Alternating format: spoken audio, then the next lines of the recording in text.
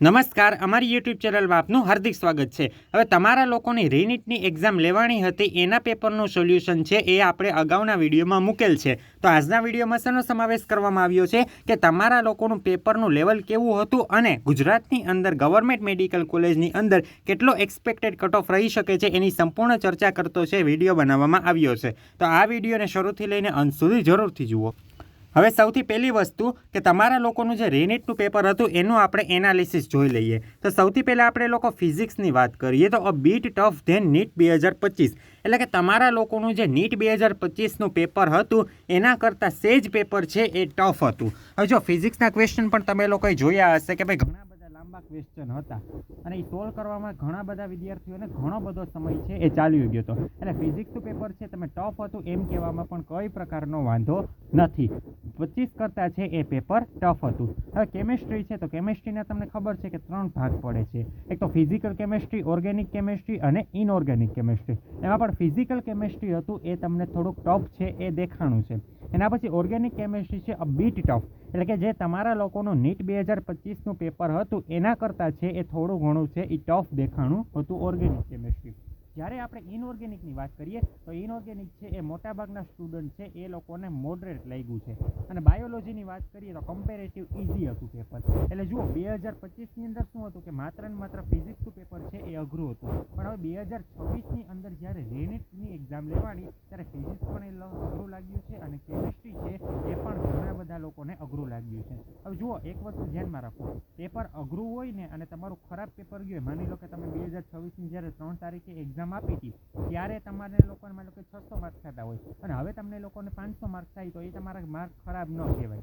શા માટે? પેપર છે તમને એકને અઘરું નથી લાગ્યું। પરીક્ષા કેટલા લોકોએ આપી? 22 લાખ લોકોએ આપી, એટલે સરવાળે પેપર છે એ બધા લોકોને છે એ અઘરું લાગ્યું છે।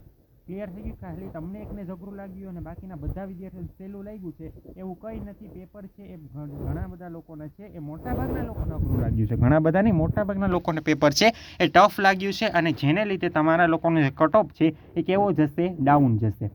ક્લિયર?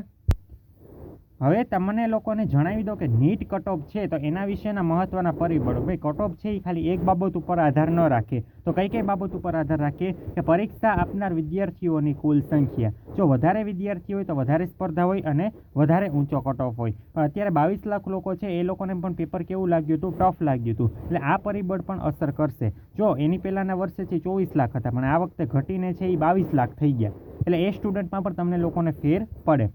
એના પછી પ્રશ્નપત્રનું સ્તર, તો જો પ્રશ્નપત્ર સરળ હોય તો ઊંચો સ્કોર હોય તો ઊંચો કટ ઓફ જાય, જો પ્રશ્નપત્ર અઘરું હોય તો નીચો સ્કોર જાય અને નીચો કટ ઓફ જાય। હવે જો પેલું સરળ પ્રશ્નપત્ર છે એ 2020ની સાલમાં આવ્યું હતું, સૌથી સહેલામાં સહેલું પેપર હતું 2020ની અંદર, એટલે તમે એનો કટ ઓફ છે એ 80થી 90 માર્ક જેટલું ઊંચું છે એ પેપર વયું ગયું હતું કોરોના સમયમાં। હવે એ જ રીતે 2024ની અંદર, તો 2024ની અંદર પણ કેટલા 700 ઉપર કેટલા લોકોને માર્ક્સ હતા? 600 ઉપર તો લાઈન હતી, ઘણા બધાને છે માર્ક હતા 650 એ ગવર્મેન્ટમાં મેળ પડે એમ નહોતો।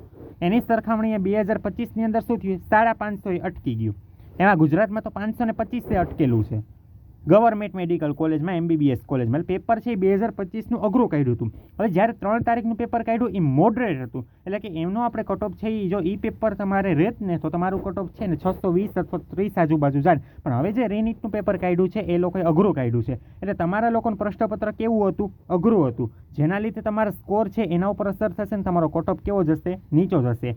હવે એના પછી ત્રીજું પરિબળ અસર કરે છે ઉપલબ્ધ મેડિકલ કોલેજોની કુલ સંખ્યા। હવે જો ભાઈ ઘણી બધી સ્ટેટ હોય તો ઘણા બધા સ્ટેટની અંદર નવી કોલેજ સીટ પણ ઓપન થતી હોય। ગુજરાત હોય તો ગુજરાતની અંદર કદાચ પ્રાઇવેટ મેડિકલ કોલેજ છે એ ઓપન થાય છે તો એની અમુક સીટો છે એ વધી શકે, એટલે અમુક સીટો વધી શકે એટલે માની લો કે કોઈ વ્યક્તિ છે એકાદા અથવા તો 2 માર્ક્સ માટે રહી જતા હોય તો એ લોકોને એમાં એડમિશન છે એ મળી શકે છે। અને વિદ્યાર્થીઓનું એકંદરે પ્રદર્શન, જો ટોપરના માર્ક વધારે હોય તો સ્પર્ધા તીવ્ર થાય અને કટ ઓફ કેવો જાય? ઊંચું જાય। તો એટલા બધા જે પરિબળ છે એ શેની ઉપર અસર કરશે? તમારા લોકોના નીટના કટ ઓફ ઉપર અસર કરશે।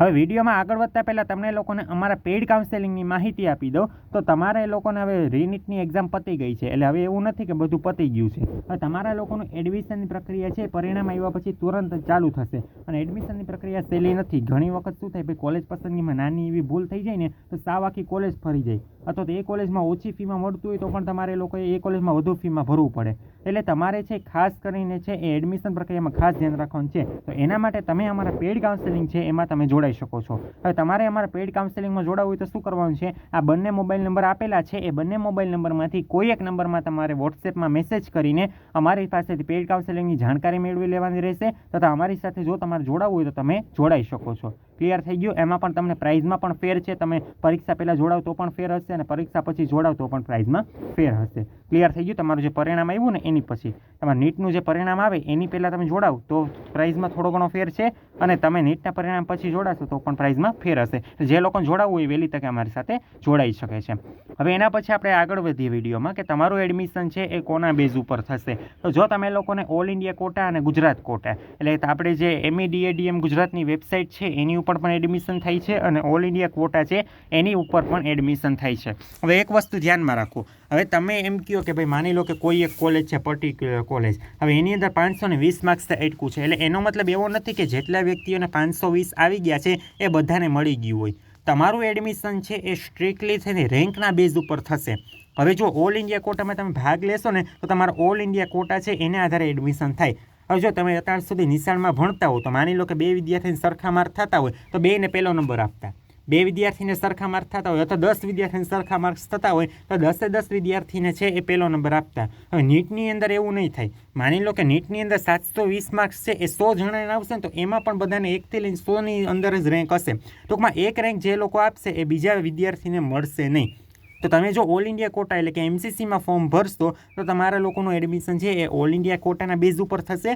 જ્યારે આપણા ગુજરાતની અંદર તમે લોકો જો એડમિશન કરશો તમારું છે એ શેના આધારે થશે, જનરલ રેન્ક છે એટલે કે GR અને CR એટલે કે કેટેગરી રેન્ક અને જનરલ રેન્ક છે અથવા તો ગુજરાત રેન્ક છે એના આધારે જ તમારા લોકોનું એડમિશન થશે.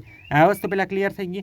લાસ્ટ યરનો કટ ઓફની વાત કરો તો ગવર્મેન્ટ કોલેજ માટે તો તમને લોકોને ખબર છે કે નવી મેડિકલ કોલેજ ખુલી હતી ઇસિક મેડિકલ કોલેજ. તેમાં ઓપન કેટેગરીમાં 522 માર્ક્સ અટક્યું હતું, EWSમાં 518 માર્ક્સ અટકેલું હતું, OBC કેટેગરીમાં છેલ્લે 509 માર્ક્સ અટકેલું હતું, 472 માર્ક્સે SC કેટેગરીમાં અટક્યું હતું અને ST કેટેગરીમાં 346 માર્ક્સ અટક્યું હતું. હવે તમને ખબર છે કે ભાઈ ગુજરાતની અંદર 6 છે એ પ્યોર ગવર્મેન્ટ મેડિકલ કોલેજ આવેલી છે. હવે એમાં તમને એડમિશન મળે તો તમારે વર્ષના 25,000 રૂપિયા ભરવાના થાય. અને જે આ છેલ્લી કોલેજ ખુલી છે ઇસિક મેડિકલ કોલેજ એમાં જો તમને એડમિશન મળે છે તો તમારે વર્ષના 1 લાખ રૂપિયા છે એ ફી ભરવાની થાય. તો એમાં છે આ રીતે અટકેલું હતું. એટલે આ તમે કટ ઓફ છે એ જોઈ શકો છો. હવે આપણે એક્સપેક્ટેડ કટ ઓફની તમને વાત કરી દઉં.